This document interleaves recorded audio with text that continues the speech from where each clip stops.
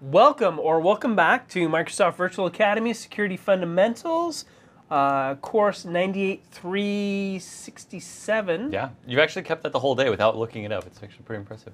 I keep waiting every time you see it. I'm like, 365, 366. Nope, you 367, 367. We are now at Module 5, protecting servers and clients. Which is, sadly, our final module for this course. It is. The time has gone by pretty quickly. I am Thomas Willingham. I'm here with Christopher Chapman. Hard at work, as you can see. And we are here to facilitate and present information for you to help you better understand security in an overall conceptual manner, to kind of plant that seed for later so you're like, oh, wow, that security stuff was interesting and I know where to go, or it was not interesting, I don't want anything to do with it, but I know that there are certain aspects I need to take care of that need to be mitigated. Yep. So let's talk about Module 5, protecting servers and clients. So the module overview, we're going to talk about protecting your computer from malware, protecting the client computer, protecting email, the server, and securing Internet Explorer. So first of all, we'll talk about protecting your computer from malware. Malware, malicious software. Malicious software is designed to infiltrate or affect a computer system without the owner's informed consent. I think that's a little difficult because typically malware, the owner has consented, but not the level of consent that the malware takes. So typically it's a Trojan horse type thing. Maybe somebody's done a search on something that's really popular at the time. Seahawks winning the Super Bowl, tennis star, Scarlett Johansson in the Super Bowl commercial. They've searched on something. They've returned a list of results. They click on a link. The link sends them to a website that, when they dig into it and start clicking around into it, download something inappropriate to their system. So although they've consented to, oh, I'm doing the search, I'm clicking around, I'm moving around, there's a certain level of an action that's been performed that they didn't consent to or didn't know. Well, and the same can be true of actual software that they may install on purpose. There are plenty of applications out there, and malware is very definition dependent. For example, if I download certain software packages that I use on a regular basis at my home or in my office, they come with a disclaimer as part of the setup process. Pick your directory, pick your defaults. You get to that second to last page or so, or tab in the installation wizard, and it says, would you like to install blank, blank, blank toolbar? Or search bar, Exactly. Or change your search page. Well, it's not malicious software. It's software I don't want. And if I'm not paying attention and I'm just next, I'm going to end up with this software installed on my computer. At that point, in my head, it's malware, even though it may not be actual malicious software. They're trying to be helpful by not being the best search engine on Earth and inserting themselves into a browser that is already built to use search engines that are better. Well, and that's kind of why I went for that. An action's being performed that you didn't specifically consent to. Virus. So a computer virus is a computer program that can copy itself and infect a computer without the user's consent or knowledge. Early viruses performed an action. They were normally pretty harsh, where they would wipe out your drive, kill your processor, kill your memory. They were normally pretty harsh. They still kind of are. Typically nowadays, they're macro languages or executables that redirect your search pages or bring up pop-ups, unwanted pop-ups. So viruses are more of that nature. Initially, viruses used to be pretty destructive. Now they're less destructive and more, I would say honestly, most viruses nowadays are commerce-based. Or they're either commerce-based or they're some of the ones we saw in the I don't know, 2000 to 2004 period were more almost just about propagating. Like that was the whole point, is just to get it out to as many computers as you could. And that was the whole purpose, it seemed, from what we saw of those viruses. Some of them were a little bit more malicious and actually did some damage, but a lot of them just, the point was to spread everywhere. And that was the biggest step one. But nowadays it's more, I'm going to change your default search page, or I'm going to change your default page.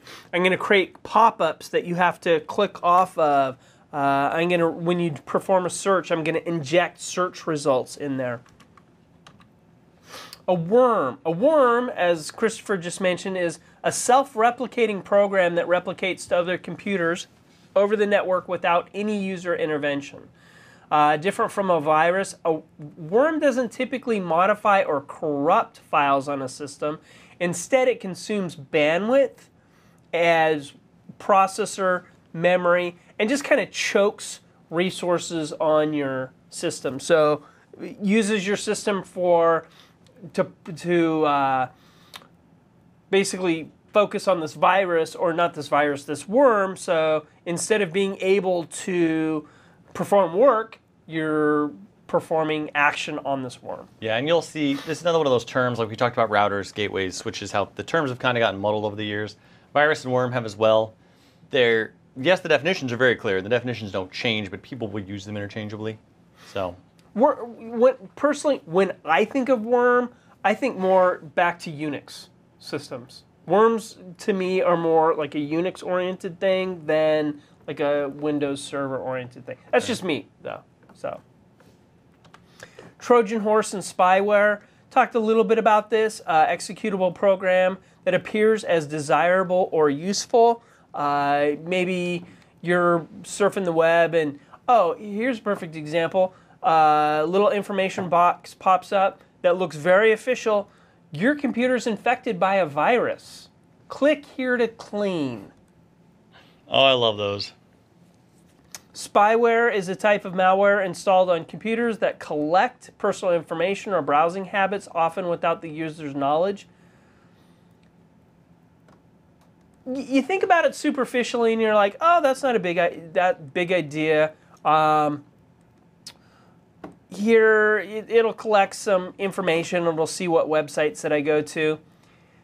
Think about mail programs or sites that you surf that now all of a sudden have those targeted ads. So recently, you shopped for a coat for your pet. For whatever reason, you have one of those pets that needs a coat because it's cold, and you've searched for that. Now you've noticed you're browsing websites, and you see those ads that all of a sudden are like petcoats.com. Get your coat or get your pet a coat. All of a sudden now you see these targeted ads that are looking at your browsing habits. To search engines, this is very valuable information. They can use this to profile you. And spyware enables a really high level of profiling that really enables whatever company is looking into the spyware to track what you're doing. Let's go ahead and take a look at rootkit and backdoors. Rootkit is a software or hardware device used to gain administrative level access to your system without being detected. A backdoor is a program that gives some remote unauthorized control of a system or initiates an unauthorized task without user intervention. So somebody has the ability to remotely access your system to have it perform some task. Protecting the client computer. So protecting against malware. There's a couple ways that you do this. One, keep your computer up to date with recent service packs and knowledge packs. The second is to ensure that you have a decent antivirus program. There's a couple components to an antivirus program. You want an antivirus program that'll protect your computer. You want an antivirus program that will protect your browser.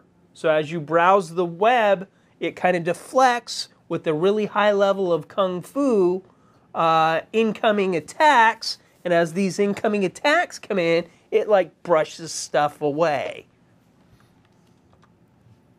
A virus hoax. A virus hoax is more... This is the one you just talked about. A bit, yes. Oh, a perfect example. A pop-up window comes up, says, hey, you have a virus. You click on clean here to click your virus, because they look very official. Click here to clean the virus, and then it installs what it wants to install. Another virus hoax is more a social engineering type thing. And it's not only necessarily a virus hoax. This is also kid had Pop Rocks and Coke and his head blew off and he died. Send that to all your friends. So now everybody's sending all these emails out about some kid who's stupid enough to do a whole bunch of Pop Rocks, put Coke or Pepsi or SodaStream in their mouth. Their head blows off, supposedly, but now very concerned individuals are like, well, I don't want that to happen to Billy or Susie or whoever I know. So they start sending all these emails out. What does that do? Well, that clogs email systems and is kind of hoax-ish. And what this does is it bogs the system down. So the system is so busy working on this kind of stuff that other stuff can kind of sneak through. Windows updates. So enabling Windows updates on your system to either automatically or for you to periodically go out and check. These keep your system updated with latest patches from Microsoft. It keeps your antivirus updated. Ensuring that you have the latest fixes and patches, you keep Windows stable and secure. As known exploits are brought out for Windows, patches and fixes are released to mitigate these issues. WSUS and SCCM, Windows Server Update Service. This would be the server that you would use on site to use these patches or to distribute these patches. So it's a main system. So you have thousands of devices on your network, thousands of computers on your network. Do you really want those thousands of computers to individually go to Microsoft, download those? Think about the network bandwidth, think about your internet traffic. That can be really, really high. So instead, what you can use is a Windows Server Update Service to be a central funnel. So everything's downloaded to the Windows Server, then you point your clients to this Windows Server, then it distributes the patches. Although it's less job security. It's more job security if you have 5,000 client computers, you walk around to each one at a time and do updates manually once a month. Download and install updates. Your finger would be so sore. It might be, but you'd have a job forever. Just saying. It's, functionality, efficiency, cost savings, good administration versus I want to keep my job. It's a trade-off. Yeah, but by using a WSUS server, you can figure out other cool things and other cool directions that you want your network to go in. That's very true. Now, WSUS and SCCM, terrific tools. WSUS is actually an included tool now in server, if I remember correctly. There was one version where I remember the documentation said it was and it wasn't, or it wasn't and it was. But it's there. Windows Server Update Services is all part of the OS. Config Manager expands on Server Update Services with a ton of additional functionality and also includes updates. Kind of a neat little fact about SCCM, it doesn't replace WSUS. It actually just becomes a management abstraction layer for your existing WSUS infrastructure. So you're still going to need WSUS. Right. And the nice thing about these two tools is as patches come out, we all have unique environments. Everybody uses a little bit different tools, a little bit different combination of tools. As these patches come out, it's nice to verify that these patches don't cause or create any problems in your environment. Using WSUS and SCCM, you can basically create a delay of when these patches are sent to your clients, they give you a window of opportunity to test them and ensure that they work appropriately in your environment.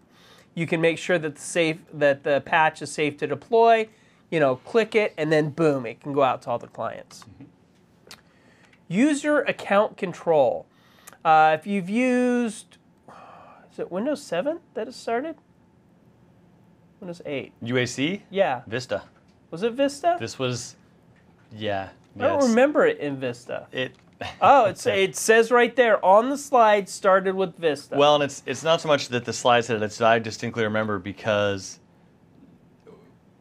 how do I word this politically correctly?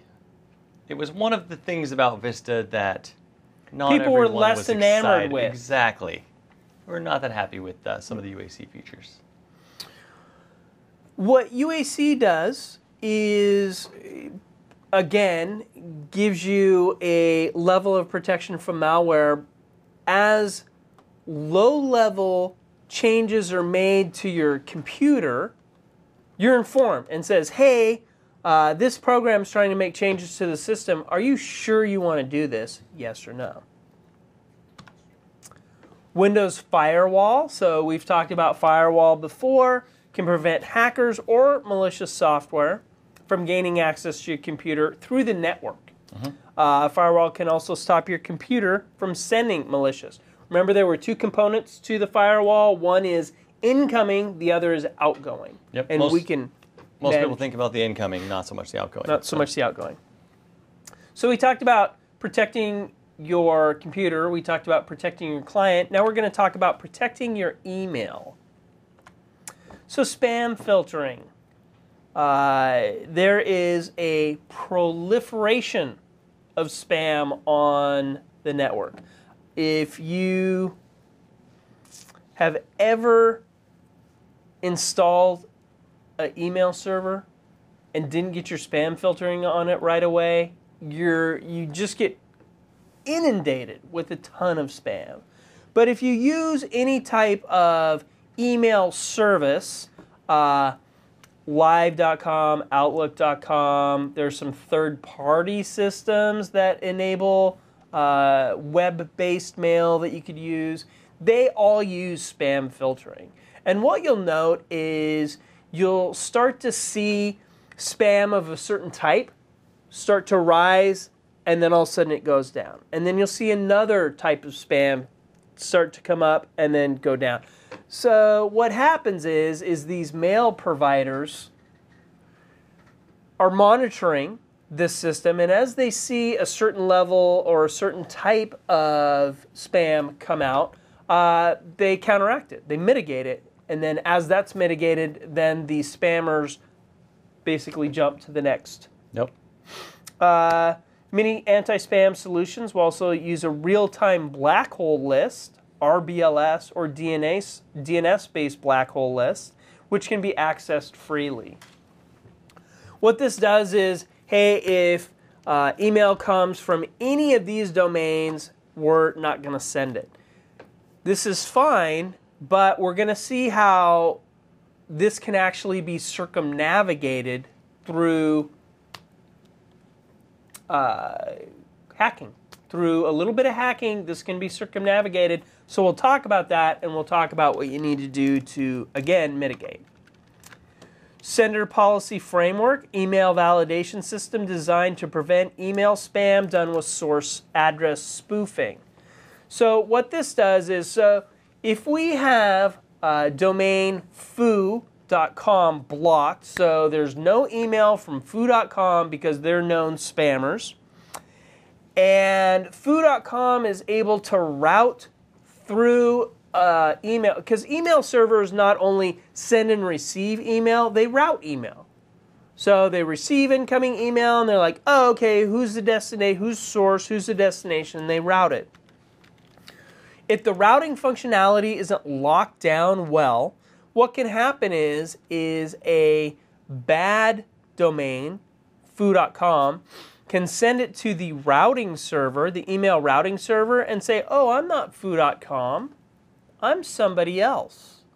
I'm emailisdandy.com. So from email, and then the server looks at email.isdandy, and they're like, oh, hey, that's a great place, and send that out. So if email for domain is not sent from a host listed in the DNS SPF, it will be considered spam and blocked. Ha-ha, take that, nefarious emailers. Or people with your own email servers who don't know how to set up SPF records and might not be able to get email in and out of different networks. Correct. SMTP relay, actually I was just talking about this. Simple mail transfer protocol used to transfer email from one server to another. Responsible for outgoing mail transport. Uses TCP port 25. Again, talking about TCP and ports, networking fundamentals would be a great course to look into this further. You may think that your email servers are used only for your users to send and retrieve. This introduces that relay mail. You only want your internal servers to relay email through your mail servers.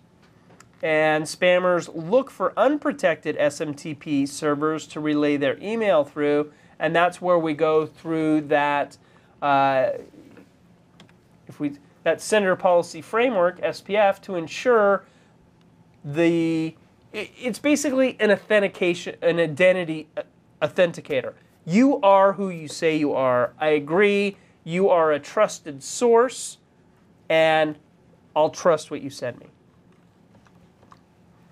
So protecting your server. Again, the first step, physical security, where you place it. All the way back to module 1. Exactly. Is the server placed in a good physical location? I've seen servers placed in closets that when I opened it up, it was a huge rat's nest of cabling. And since there was no ventilation, it was like 140 degrees in this little closet area. That's not the best. And even though it was a locked room, they're like, well, we have it in a locked room. CIA, confidentiality, integrity, availability. If the server overheats and goes down, it's not going to be available. If it overheats and corrupts data, data integrity. So ensuring that it's not only a locked room, but a locked, well-ventilated room with stable access to power. So it talks about hardening the server. To harden the server is to reduce that attack surface, as we discussed earlier. Microsoft Baseline Security Analyzer. I was going to say that was a beautiful segue for my demo coming up. So ta-da, there we go. I'm here to be of service to you, Christopher, and to set you up in the best possible method. I like it. Well, the slides do that as well. It's kind of nice. I can see it coming. I'm like, oh, I know what's going to be coming up here in a minute. Yep. So we have the MBSA, a software tool released by Microsoft to determine the security state of a system by assessing missing security updates. So it runs on your system and says, hey, per the baseline, here's what we've established as a reasonable baseline, and here's how you compare to that baseline. Mm-hmm. These are missing. This is enabled that shouldn't be enabled. So, and then it gives you a report. Then from that report, you can evaluate and say, well, in my environment, this is okay, this is okay. Oh, I need to fix these things. One thing about security is awareness. One thing that you're going to find is security is a huge treadmill, and there's always new stuff coming out. There's always something new that will trip you up that you just didn't know about. And a lot of these holes that hackers and nefarious people connect into are holes that are relatively new or that have been around for a while, and again, the information just hasn't been sent out to people, so they just don't know to correct these issues. That's why it's important to make sure that your devices are updated and patched and the fixes are applied.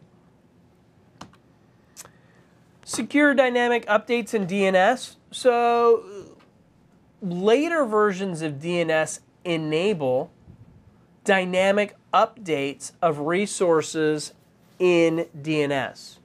This is good because we know clients use DHCP Dynamic Host Configuration Protocol. See Networking Fundamentals for further explanation. But Dynamic Host Configuration Protocol enables the ability to temporarily get an address. So as a system has an address for a little while, it reboots, it has a different address. Dynamic DNS enables these clients, as they get new DNS addresses, to change and modify their DNS addresses and to modify their updates. This is fine, but we go back to DNS poisoning or adding incorrect DNS entries. We want to make sure that that's disabled.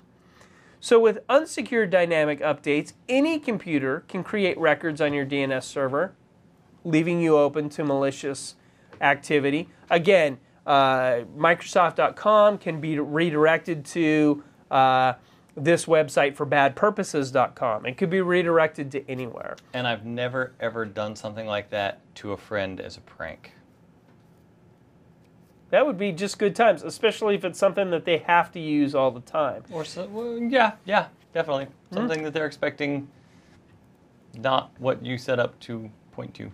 Well, and so now secure dynamic updates in DNS, that's a pretty high-level thing. Done at a server level. A person could change a host file locally, so only that client computer is affected. Less fun than an entire network. True. That's totally true, but on a more targeted level, you only want to target users going to a specific website or whatever, download a new host file, overwrite. So now you have a new DNS entry. You look and say, oh, hey, I'm going to the right DNS server. I have no idea why I'm being redirected. Then you look at your host file and see this new weird entry in your host file. So now we have a demo. Christopher's going to show us MBSA. I am. Take it away, Christopher. So I've got on here, I was all set up. There we go. Here it is. I've got the download. I've got the latest version. There has been an update put out for this recently, post 8.1 and server 12.12 R2. I'm going to actually go through the whole thing. I'm going to install it real quick. We're going to run it really quick. It's not a terribly long process. It's only 1.7 megs as an installer, so it's not like installing Exchange or SQL. And every now and then I like installing things like this because it takes 10 seconds. And as I say that, I jinx myself, and it's now going to take 2 minutes. I'm going to sit here and stare at this screen while it thinks. You're going to will it to install faster. I did. See that? Look at that. Done. MBSA is installed. Check computers for common security misconfigurations. Now, this is a good thing. I'm running on a DC. I've made local group policy changes. I've made actual domain group policy changes. We're going to take a look. It's pretty simple. Scan. Computer name. It already wants me to scan this one. I have IP addresses. There are none listed in here. I can scan if I want to. I'm going to leave the defaults. Down at the bottom, you see check for Windows administrative vulnerabilities, weak passwords, IIS, SQL, security updates. Just leaving this as is. Start scan. Now, I don't believe this will take too long, but we'll come back to this. If we want to go one more slide in, we'll come back and take a look at the results of this.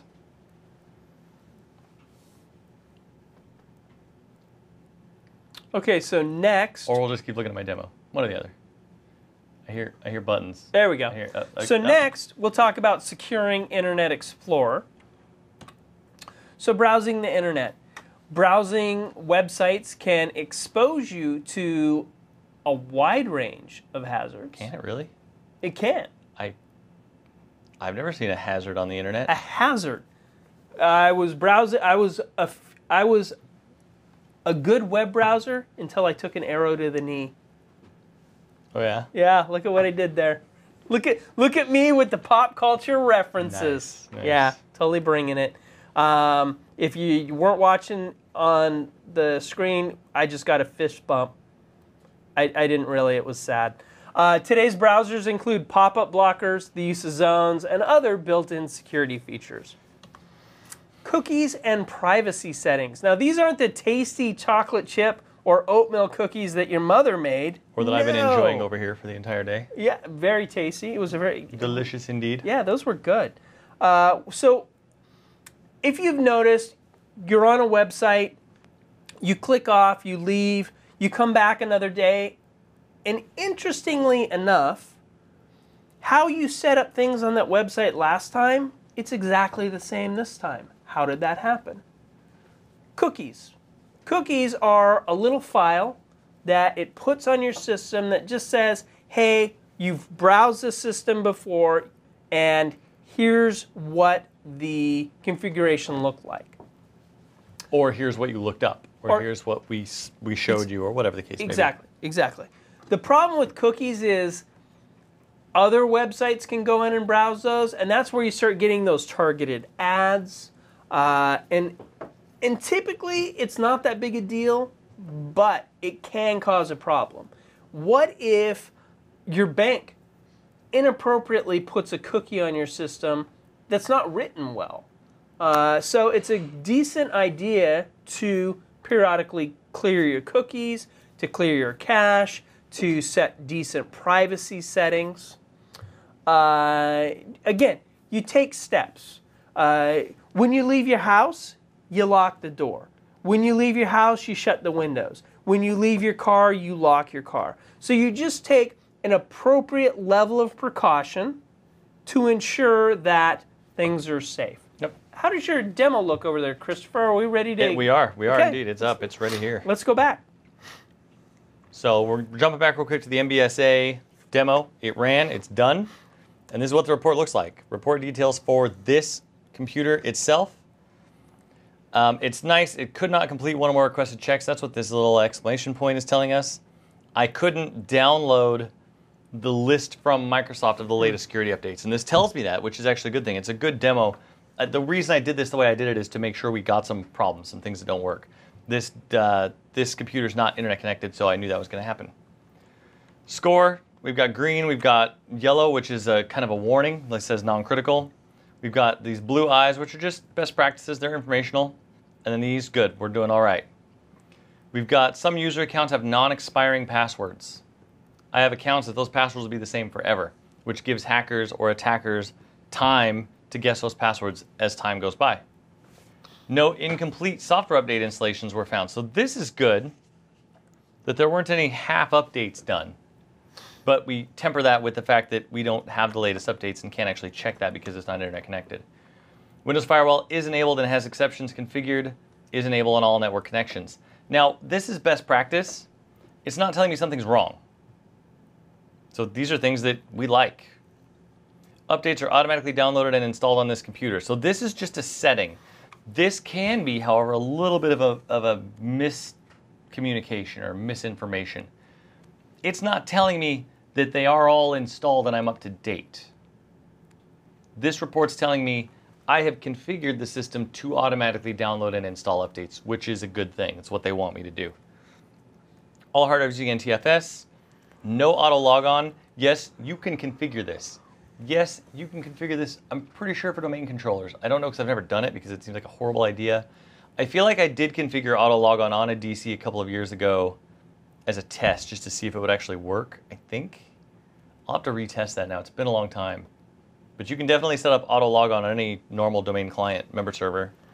The guest account is disabled. Great. Computers properly restricting anonymous access. Great. No more than 2 administrators. Excellent. So this is what this does for us. Now we've gone into IIS. Now we have some problems.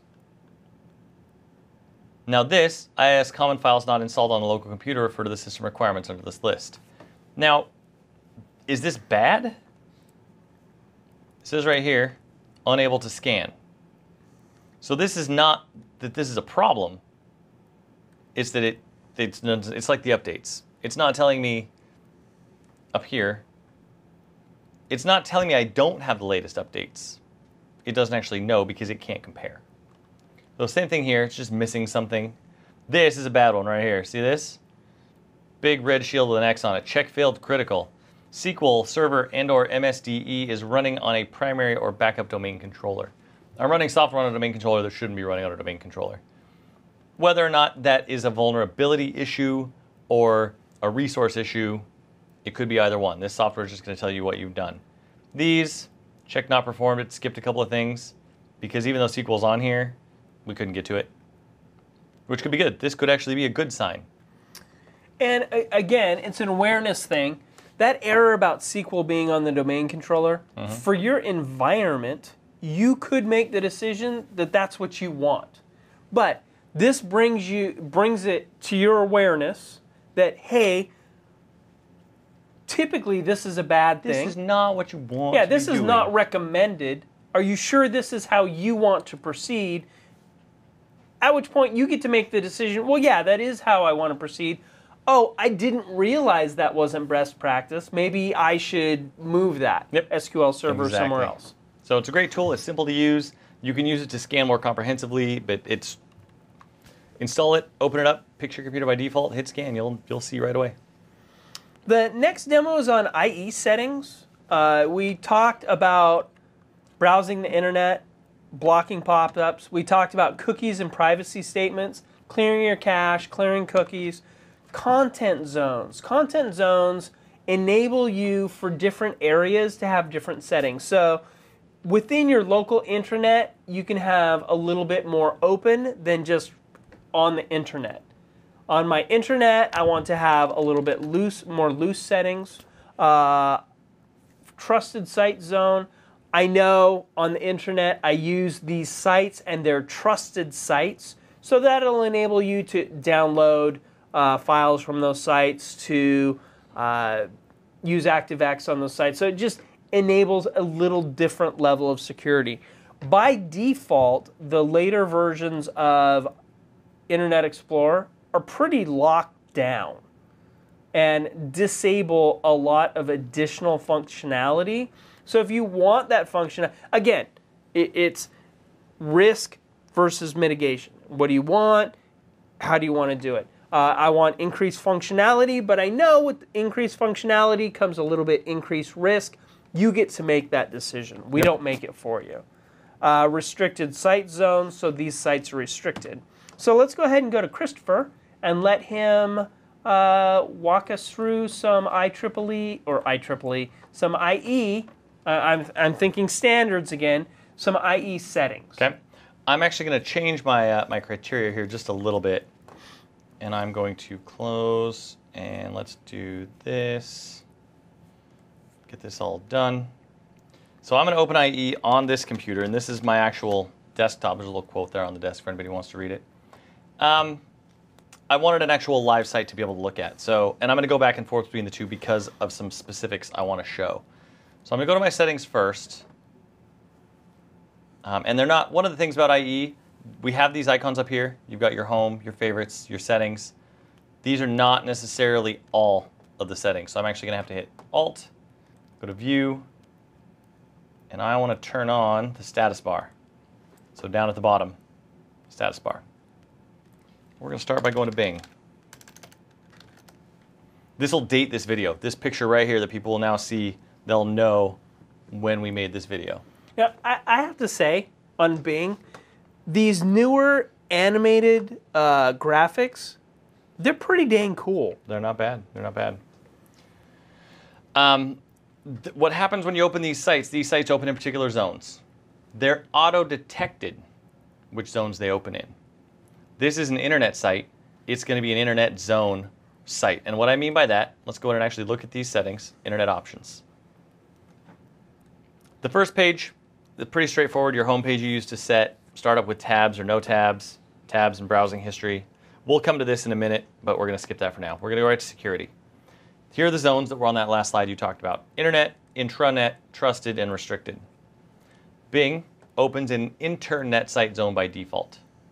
Within an internet site zone, there are a number of security settings. Right now, all these security settings are inherited from the category or the overarching setting of medium-high. Intranet, and an example of that would be on the computer I was on before. I go to localhost. I have installed IIS and forgotten how to spell. This is IIS on a local machine. This is an intranet site. I'm not going outside of my network. IE knows that. We won't get into the mechanics of how IE knows that, but it knows I'm on the local network. This is an intranet site. Now that site also has its own security settings. And you'll notice internet, medium, high, intranet, medium, low. I can use more sites, I can gain more functionality. I'm trusting the sites on my local network not to be malicious. Trusted sites is something I will configure. So let's say I trust Bing. I want functionality from Bing, or they've written something into Bing, which is not the case, but they've written something into it that doesn't work because of the settings within the medium-high security category. I can add Bing to trusted sites. There you go. It's now added, and I can get the functionality of trusted sites, which here you'll see is medium. Internet, again, medium high. Intranet, medium low. Trusted, medium. I can change this. I can change it custom. I can go in and set individual settings for all three of these zones. So even if these don't work out of the box as default, you can still change them to make things work. And when you make changes in this area, for some of these changes, you will have to exit IE and restart it for those changes to take effect. Exit all instances of IE running on your system. Basically, so when IE starts back up, it can look at those settings files and take those new settings. Yep, that's true. So we'll jump back here real quick and we'll look at this browsing history. We talked about those cookies. We talked about information being saved to your computer by sites. We can get rid of all of that right here. We're not going to go into all of these. I mean, we're trying to keep this broad. I'm not going to spend a lot. It's not an IE course, so not too many details. This is the big one, again, security. Privacy, this is cookie settings. Blocks third parties who do not have a compact privacy policy. Restricts first party. This is the only other tab we'll actually look at because it is security driven. We're trying to keep malicious information off your computer if we can help it. The pop-up blocker and disable toolbars and extensions when in private browsing starts. Anybody familiar with in private browsing? It's pretty slick. You ever use it? I do. Let me close this and open this. So you use keystrokes to open that. I did use keystrokes. Control-Shift-P. There you go. Control-Shift-P is your friend. When in private browsing is turned on, you'll see this indicator right here. Helps prevent IE from storing data about your browsing session. Includes cookies, temporary files, history, and other data. Toolbars and extensions are disabled by default. So this may be a somewhat limited browsing experience depending on the site you're going to, but all of the concerns we have for security aren't concerns on this computer. Now, that's usually a good thing, but it depends on your motives for turning on in private browsing. That's all we'll say about that. So, well, okay, I'll give you an instance of why I use in private browsing. I use in private browsing because I have my Hotmail-oriented account. Dating myself, I use Hotmail. I have my Hotmail account. It's Outlook.com now. Okay. It's still Hotmail, though. You still have the Hotmail. Yeah, so you should get an Outlook.com account and link to it. So yes, I've actually done that. I've updated myself. But so I have my Live account, my Windows Live ID, which apparently they don't even call it Live ID anymore. Now it's like your Microsoft account. Microsoft. Not confusing at all for employees of Microsoft, by the way. Correct. Log in with your Microsoft account. Okay. Okay, which... Why no, doesn't not that that work? one. Not that one. Yeah, it's... So I have my, we'll just call it for this purposes, your Windows Live ID. I have my Windows Live ID, and I have my internal company-oriented Microsoft account. I have on some sites entries for both of these. Windows Azure. For Windows Azure, I have a Hotmail account that's attached to my MSDN subscription, and I have an employee account. As I log in, typically I want my Hotmail account, but there are times I want to use my Microsoft account.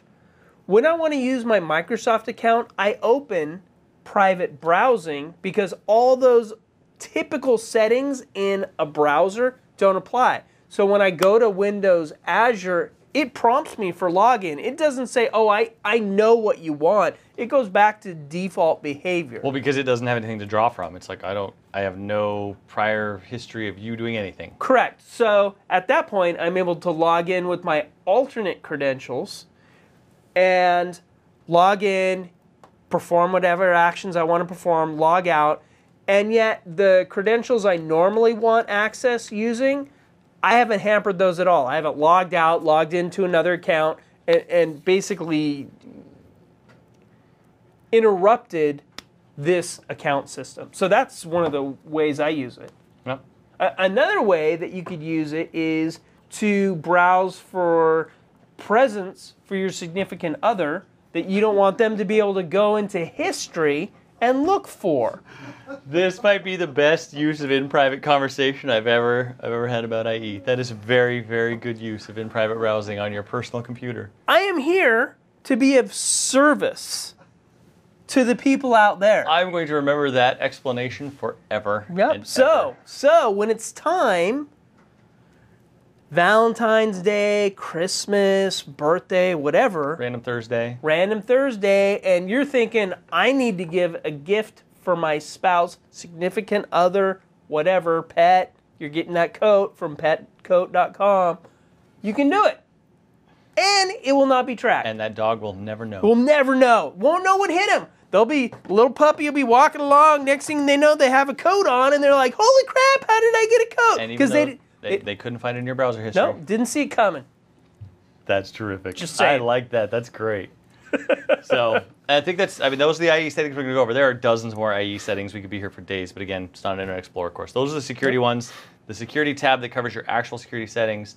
The privacy tab, which covers your cookies. So that's it for IE settings. And speaking of that being it, that's really it. Awesome. We're closing off on some IE. So again, Microsoft.com/learning, Yep. excellent resource. That's what we got for security. So that's it. We I have mean, that's what we have for security in this course. in this There's course. Oh, yeah, plenty we've more. barely scratched the surface. Yeah. That's me scratching the surface figuratively, not literally. I wish I had a surface. It would make more sense. Oh, see, now that would be bringing the magic. It would. So and the sound effects added by our production team in the back. Well, again, the producers bringing the magic from behind screen. They are indeed. So I think that covers it. So yeah, we got our courses, books, exams. This exam, line it up. Now you've taken this course. We do have some study guides available online that I do believe will be linked in this course. They'll be the study guides for the exam itself, so you can take a look at that. And otherwise, watch for us next time. We've got 2 more of these infrastructure-based MTA courses to get up on MVA in the future. And I know that we're going to post this on MVA at some point, and there will not be any gauge of future or past. So they'll all 4 be there when I'm talking about putting up 2 more. They may all 4. There are 4 total. So if there are 4, we're not putting up 2 more infrastructure MTA courses. Yeah, the bottom line is there are 4 total. Right now, there's 1. There's 1. As of the day we're recording this. There's 1. This will make 2. This will make 2. Eventually there will be 4. There are 2 others. There are. Look at the other content on Microsoft Virtual Academy. There's lots to Great look at. content out there. And it's not just administration content. There is development content. There is web-based content, IIS, a whole bunch of different language stuff. SQL stuff, Exchange. Anything that you would want to learn about Microsoft-oriented, MVA is most likely covering. Yep. Yeah, mostly. We're getting there. Yeah. If we don't now, we will at some point. I'm a huge. I love MVA. I'm a presenter. I'm here because I believe in the program, but I watch a lot of the videos. You're also a client. I'm not just the president. I'm a hair club member, so I'm not just a presenter. I'm a student, and I like it. I watch a lot of videos. Now, I'm not going to tell you how many of those videos I'm in, and that I'm not just watching my own videos. I watch other people's videos because that would just be awkward. I watch other people's stuff. Other people have some great content. That's how I learn.